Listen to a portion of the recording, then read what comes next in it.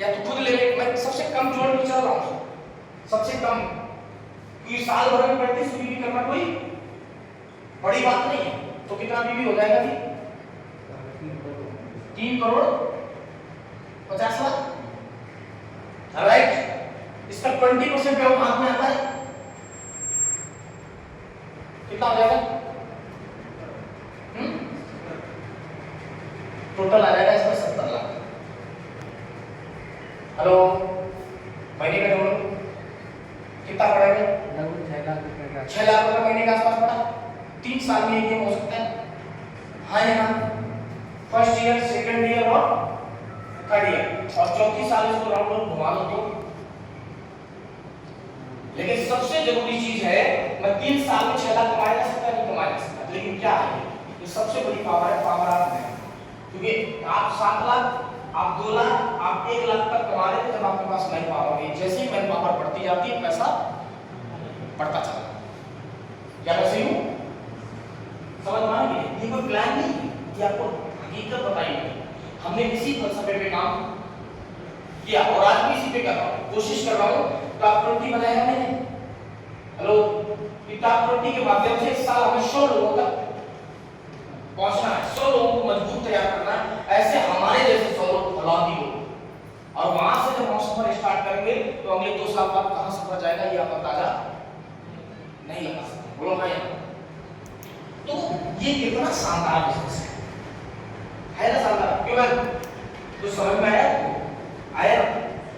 मतलब दुनिया में कहीं से भी लाखों कमाना आसान नहीं है। तो इस बिजनेस में जब आप लाखों कमाने के लिए पैदा हुए, खड़े हुए, तो आपको थोड़ी बहुत अगर चैलेंज आ रहा है, प्रॉब्लम आ रही है, तो क्या उन प्रॉब्लम से भाग जाना अच्छा है? मुझे तो नहीं लगता भाग जाना अच्छा। इसका मतलब आपके मन में लाखों कमाने का सपना ही नहीं है। मुझे नहीं लग रहा आप लाखों कमाना चाहते हैं। या तो आप भागे हो तो ऐसी जगह भागो जहां से लाखों, तो पता चला ये तो कोई बात नहीं कि यहां लाखों के लिए भाग रहे थे, बाद में साला खेती करने लगे। ये कौन सी बात हुई? मतलब आपने अपना रास्ता ही छोड़ दिया। समझ में आ रहा है मेरी बात? तो मैं इस बिजनेस में इसलिए नहीं आया हूं, मैं फिर कह रहा हूं, मेरा सपना है। जब मैं पहली बार जब मैंने इस काम को करना शुरू किया था, जब मैं साइकिल से सफर करता था टाई लगा करके, और जब मैं लोगों से बोलता था एक दिन महीने का लाख रुपए कमाऊंगा, हेलो, मैं सच बता दूं, तब लोगों को एकदम अजीब लगता था और लोग कहते साहब पागल हो गया है, लाख रुपए कमाएंगे नहीं कमाए, कमाएंगे नहीं कमाए। और मैं इस मंच से फिर कह रहा हूं, मेरा सपना है इस बिजनेस के अंदर मैं तब रिटायरमेंट लूंगा जब महीने का छोड़ो, दिन का, जिस दिन 1 करोड़ आना शुरू हो जाएगा, उस दिन इस बिजनेस को मैं रिटायर करके तब तक के लिए मेरी जान, मेरी बॉडी, मेरा शरीर, सब कुछ present to always my team 100%। जिस दिन का 1 करोड़ आने लगेगा, चुपचाप करके बैठ जाएंगे, बच्चों को पकड़ा देंगे कि आपको ये बात समझ आ रही? जिसका ड्रीम इतना बड़ा हो, उसको छोटी मोटी समस्याओं से प्रॉब्लम होगी क्या? इस बिजनेस में प्रॉब्लम उनको होती है जिनका सपना छोटा होता है। आप समझ रहे हैं ना? हेलो, मैं एक और बात बताता हूं, हो सकता है थोड़ी सी चीजें आज क्लियर हो रही है ना? अच्छा लग रहा है? कितने लोगों को समझ में आ रहा है? अच्छा लग रहा है? बोल तो नहीं हो रहा? बता देना, कोई दिक्कत नहीं, मैं दोस्ती होगा। कुछ और टॉपिक मैं एक बात बताऊंगा। एक किताब है, उसका किताब का नाम है द मिलेनियम, सॉरी बोलने में थोड़ा डिस्टर्ब हो रहा है। उस किताब का नाम है, एक किताब और है, सोचिए और अमीर बनिए। सोचिए और, मैं उस किताब को पढ़ रहा था, उस किताब में एक कहानी लिखी हुई थी। उस कहानी को जब मैंने पढ़ा तो मेरा दिमाग हिल गया। उन्होंने कहा जो लोग अमीर लोग हैं, जो लोग बहुत ज्यादा अमीर हैं, उन्होंने सिर्फ एक काम किया है कि वो 100% अपने एक बिजनेस पे अपने आप को 100% फोकस के साथ काम किया। और उन्होंने एक स्टोरी उसमें मैंने पढ़ी थी, मैं सुनाऊं आपको? एक बार एक राजा था, उसमें स्टोरी लिखी थी नाम के साथ, मुझे राजा का नाम तो याद नहीं है, उन्होंने हकीकत की स्टोरी है उनकी, लेकिन मुझे नाम राजा का मैं भूल गया क्या नाम था उनका। लेकिन वो एक राजा था, मैं सारांश बता सकता हूँ आपको। एक राजा था स्टोरी में, वो क्या करता था, हर बार एक राज्य पे आक्रमण करता था। हर बार आक्रमण करता था, जब भी आक्रमण करता था, उसके राज्य पे आक्रमण होता था तो उसके सारे सैनिक पिट जाते थे और वो हार जाता है, ठीक है ना, उसको नुकसान होता है। तो वो बहुत परेशान हो गया, उसने क्या करें, तो एक दिन वो अपने मेंटोर से मिला, गुरु से मिला, बोले फिर बोले कि मैं जो तरीका बता रहा हूँ और एक काम करना, तुम ऐसा कर लेना। और उसने कान में उसको कुछ न कुछ समझा दिया कि ऐसा ऐसा करना। उसने अगली बार ऐसे अपनी सारी सेना लेके गया समुद्र पे, और समुद्र पे जैसे ही सेना पहुंच गई तो उसने मेंटोर ने ये बताया था, एक काम करना, जब सेना पहुंच जाए तो जिस सेना जिन पुलों के साथ गई थी, जिन नाव के साथ गई थे, वो सारे नाव और पुल को आग लगा देना। बात समझ रहे ना, उन नाव और उन पुल को क्या करा देना, आग लगा देना। बोले फिर पूरी सेना को इकट्ठा करना। बोले एक बात बताए, अब मरना तो तय है, ये तो कंफर्म है कि अब मरना है। बोले क्यों, या तो साला ठोक के मरो या फिर मार के मरो। बोलो हाँ या ना, क्योंकि ये कंफर्म पीछे कुछ नहीं बचा है, कोई सब जला दिए, नाव सब जला दिए, वापस जाओगे समुद्र में डूब के मर जाओगे। बोलो हाँ या ना। और एक चांस है, अगर पूरे जोश पूरी एनर्जी के साथ आप लड़े तो मैं ये वादा कर सकता हूं कि हो सकता है हम लोग जीत जाए। बात समझ रहे हैं? इस बिजनेस में फेल कौन होते हैं, जिनके पास चार रास्ते होते हैं, उनका यहां भी दिमाग है, इधर भी दिमाग है, इधर भी दिमाग है, इधर भी दिमाग है। अगर जरा सी मुसीबत इस बिजनेस में आई, बंदा मैदान छोड़ के भाग जाएगा, निकल लेगा।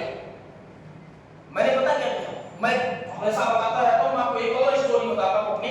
I am basic drop outer, 4 semester complete, 5th semester में मैंने एग्जाम नहीं दिए थे इस डायरेक्शन की इंडस्ट्री के लिए।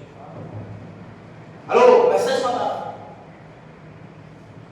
और सिर्फ इस स्टोरी को पढ़ने के बाद, क्योंकि मुझे लगा कि अगर मेरे पीछे कैरियर रहा, हो सकता है साला मुसीबत आए, इस बिजनेस को छोड़ के चला जाऊं। और ऐसा कई बार मेरे साथ आया, कई बार ऐसा लगा, मन उदास हुआ, दिक्कत हुई, प्रॉब्लम हुई, लगा इस बिजनेस को छोड़ के चला जाऊं। जब पीछे मुड़ के देखा तो साला पढ़ाई भी नहीं करूंगा क्या, बताओ ना मुझे, मैं करूंगा क्या।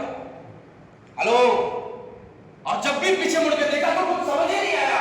तो फिर एक बात समझ में आई कि साला इसी को खोदो, इसी को खोदो, इसी में करो, इसी में लगे रहो। और वही एक वजह है कि आज मैं यहाँ पर खड़ा हूं। और नहीं तो हो सकता है आपका बिजनेस छोड़ के,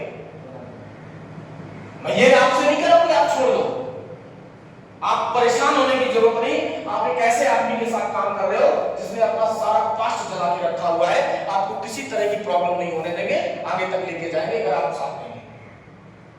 आप समझ रहे हैं? आपने ऐसे आदमी के साथ कदम नहीं रखा है जो 4 रास्ते लेके,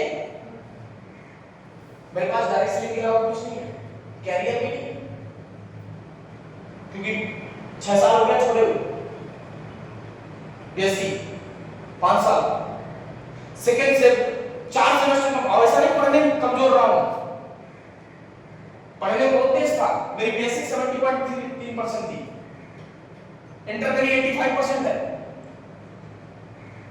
ऐसे नहीं बता रहा हूं मैं, पढ़ने में बहुत तेज था, बीच में छोड़ दिया। क्योंकि क्यों छोड़ा, क्योंकि मुझे एक बात समझ में आई, अगर ये पीछे रहेगा, मेरे बड़े भाई साहब ने क्यों छोड़ दिया, क्योंकि इसीलिए छोड़ दिया, क्योंकि उनके पीछे पढ़ाई थी। उनको लगा कि यार एक काम करो, अब पढ़ाई की तैयारी करो। मेरे पास कुछ था ही, तो यही करना। एक राजा की कहानी सुनी होगी आपने। एक बार क्या हुआ, एक राजा था बहुत जबरदस्त, बहुत बड़ा राजा था। उसके राजा के घर में 2 बाज के बच्चे उसको मिल गए। छोटी सी उम्र में उसको 2 बाज के बच्चे मिल गए, छोटे से बच्चे थे। राजा ने अनाउंस किया पूरे राज्य में, ये काम करो, जो इन दोनों बच्चों का लालन पालन पोषण करेगा और इसको बड़ा करके तैयार करके देगा, और सिर्फ शर्त इतनी है कि जब ये तैयार हो जाए, बड़े हो जाए, जब इनको छोड़ा जाए तो ये आसमान चीरते हुए, एकदम आसमान को चीरते दिखाई बाज के बच्चे।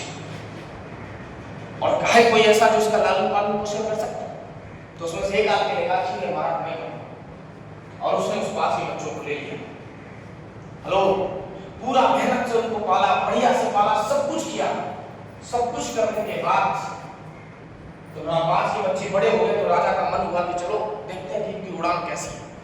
तो जाकर के राजा पहुंचा, और जाकर के उसने देखा कि बाज के बच्चों को उड़ाओ, छोड़ो इनको आसमान में।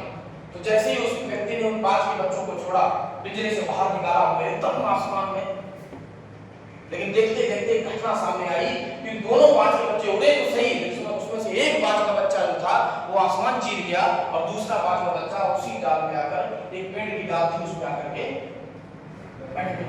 राजा को इस बात की खुशी नहीं हुई कि हमारा एक बाज का बच्चा हो गया, उसको इस बात का दुख हुआ कि जो मेरा एक और बाज का बच्चा है वो क्यों नहीं हुआ, वो वापस आकर के डाल पे क्यों बैठ गया। राजा को बहुत दुख हुआ, उसने फिर से घोषणा करी, बोले काम करो, अब इस वाले को जो उड़ा के दिखाएगा उसको सारा मुंह मारना है, नाम दूंगा मैं। और सारे लोग बड़े बड़े लोग आकर के उससे बात करे, प्लानिंग करा कि इस बाज के बच्चों को कैसे उड़ाया जाए, कैसे आसमान में उड़ाया जाए, इसको कैसे ऊपर पहुंचाया जाए। लेकिन हर व्यक्ति फेल हो जाता, वो उड़ाते तो ठीक लेकिन वो आकर के डाल पे बैठा। राजा और ज्यादा चिंतित हो गया। राजा ने कहा कोई तो ऐसा हो पूरे राज्य के अंदर जो इस बाज के बच्चों को उड़ा के दिखाए।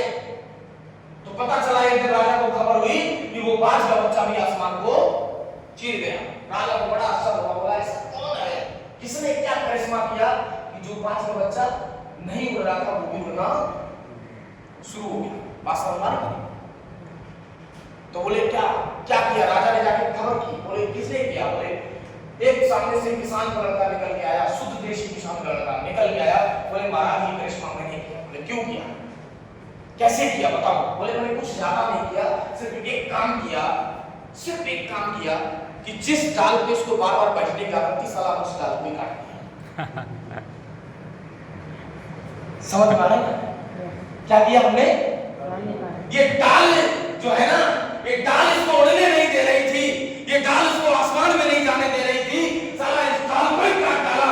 इसी तरीके से हमारी टीम के अंदर भी, हमारे लीडर्स के अंदर भी वो उड़ना तो चाहते हैं, कमाना तो चाहते हैं, बनना तो चाहते हैं, लेकिन पता नहीं कौन सी ऐसी डाल है जो उनको बार बार रोक रही है, बार बार बिठा रही है।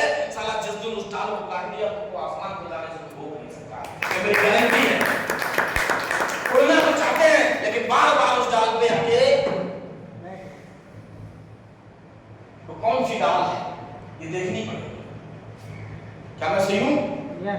एक बात मैं दिल से बता सकता हूं, ओपनली कह सकता हूं, इस बिजनेस से तगड़ा बिजनेस साला इस दुनिया में कोई है ही नहीं।